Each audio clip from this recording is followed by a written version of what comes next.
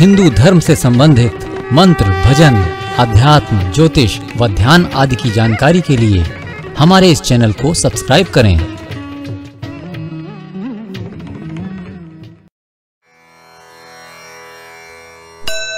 मकर संक्रांति।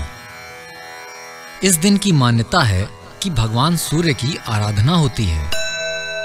मकर संक्रांति को अलग अलग प्रांतों में विभिन्न नामों से जाना जाता है। उत्तर भारत में जहां इसे मकर संक्रांति कहते हैं, वहीं असम में इस दिन बिहू और दक्षिण भारत में इस दिन पोंगल पर्व मनाया जाता है। गुजरात में संक्रांति के दिन विशेष तौर पर पतंगबाजी का आयोजन होता है। इस दिन बच्चे और बुजुर्ग पूरे उत्साह के साथ अपने घर की छतों पर पतंग उड़ाते हैं और मकर संक्रांति को मनाते हैं। इस वर्ष ज्योतिषाचार्यों के अनुसार इस दिन सूर्य देव सुबह 8:30 पर अर्थात 8:30 बजे धनु से मकर राशि में प्रवेश करेंगे।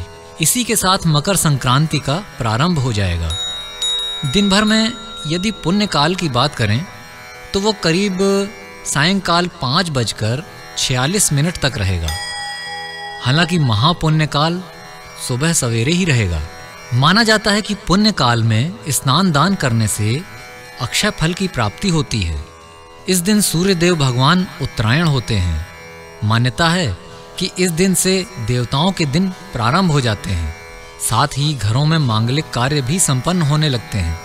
मकर संक्रांति के दिन मान्यता है कि भगवान सूर्य की आराधना होती है।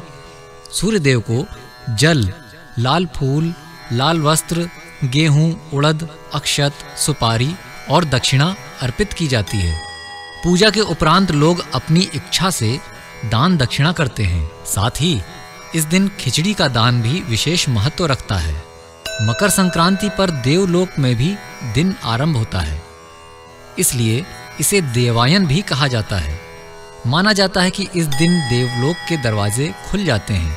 संक्रांति के दिन लोग पवित्र नदियों में स्नान करके सूर्य को अर्घ्य देते हैं। हिंदू मान्यताओं के अनुसार इस दिन से खरमास के समाप्त होने के कारण रुके हुए शुभ कार्य जैसे विवाह, मुंडन, गृह निर्माण आदि मंगल कार्य पुनः शुरू हो जाते हैं। हालांकि इस साल जनवरी में विवाह की एक भी तिथि नहीं है। इस दिन तिल, कंबल, घी आदि का दान और हवन आदि करने से भगवान सूर्य देव प्रसन्न होकर संपत्ति आदि प्रदान करते हैं। मकर संक्रांति के दिन भगवान विष्णु ने पृथ्वी लोक पर असुरों का वध कर उनके सिरों को काटकर मंदरा पर्वत पर गाड़ दिया था। तभी से भगवान विष्णु की इस जीत को मकर संक्रांति पर्व के रूप में मनाया जाता है। मकर संक्रांति के दिन दान का विशेष महत्व है। गरीबों को यथाशक्ति दान दें, पवित्र नदियों में स्नान करें। खिचड़ी का दान देना विशेष फलदायी माना जाता है। इसके अलावा गुड़, तेल, रेवड़ी, गजक आदि का प्रसाद बांटा जाता है।